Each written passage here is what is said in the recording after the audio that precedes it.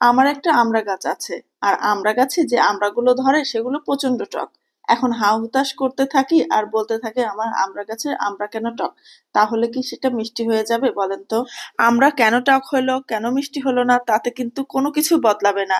মধ্য দিয়ে আমার জীবনের শান্তি নষ্ট হলো, আর হাউ হুতাশও বাড়তে থাকলো। আসসালামু আলাইকুম, হ্যালো এভরিওয়ান, কেমন আছেন সবাই? আলহামদুলিল্লাহ ভালো আছি। আশা করছি যে যেখান থেকে ভিডিওটি দেখছেন ভালো আছেন এবং সুস্থ আছেন। প্রতিদিনের মতো চলে আসলাম আজকে একটি ব্লগ ভিডিও নিয়ে। আজকে বড় মাছ, ছোট মাছ, মুরগি সবই রান্না করব। যেদিন মন ভালো থাকে সেদিন মনে হয় যে অনেক কিছু রান্না করি। যে কথা বলছিলাম সে কথায় ফিরে আসি। আমরা যদি মনে করি যে অন্তত আমার তো একটা আমড়া গাছ আছে, অনেকের তো এই গাছটাও নাই। টক হোক মিষ্টি হোক তাতে হয়েছে কি?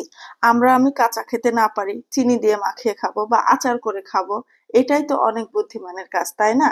এটা না করে যদি আমি হা হুতাশ করতে থাকি তাহলে কি আমরা মিষ্টি হবে? হা হুতাশ করতে করতে দেখা যাবে যত্নের অভাবে আমরা গাছটাই মরে গেছে বা শেষ হয়ে গেছে। তাই যা আছে তাই নিয়েই শুকরিয়া আদায় করতে শিখতে হবে। আসলে জীবনের উপর কখনোই অসন্তুষ্টি আসবে না যদি খোলা আকাশের নিচে ফুটপাতে যারা শুয়ে আছে তাদের কথা অন্তত একবার মনে করেন। নিজের শরীরের দিকে তাকালে আমি সুস্থ আছি, এটাই কিন্তু অনেক বড় নিয়ামত আমার জন্য। এতটুকুই প্রাপ্তিই যথেষ্ট। এটা মানুষ তখন অনুভব করতে পারে যখন হাসপাতালের এমার্জেন্সি বিভাগে একটু বাঁচার জন্য ছটফট করতে থাকে।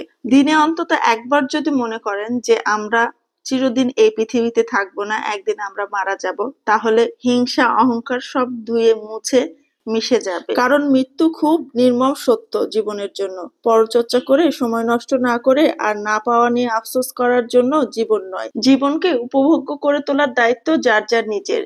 জীবন খুব ছোট, তাই প্রতিটি মুহূর্তে ছোট ছোট আনন্দগুলো নিজের মতো করে উপভোগ করতে হবে।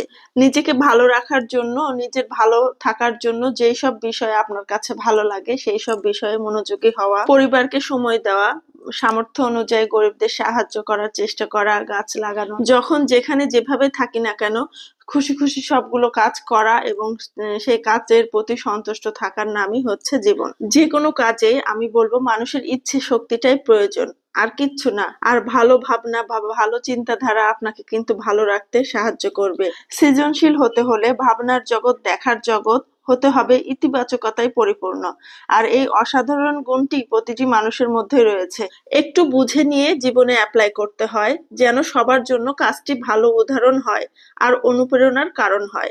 মোট কথা, আপনি জীবনে যত পজিটিভ থাকবেন আপনার জীবনের সমস্যা ততই তাড়াতাড়ি দূর হবে।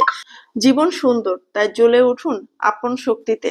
রান্না বান্না কিন্তু আমি সব শেষ করে ফেলেছি প্রায়। এই মাছের ঝোলটা হলেই হয়ে যাবে। রান্না করতে করতে আবার বাচ্চারা বলল জাম্বুরা মাখা খাবে, তাই তাদের আবার জাম্বুরা মাখা করে দিলাম। এই তো টেবিলেও খাবার দিয়ে দিলাম। ভিডিওটি কেমন লাগলো জানাবেন। যদি ভালো লেগে থাকে অবশ্যই শেয়ার করবেন আর আমার পেজটিকে ফলো করে দিবেন। যে যেখানে থাকবেন ভালো থাকবেন, সুস্থ থাকবেন।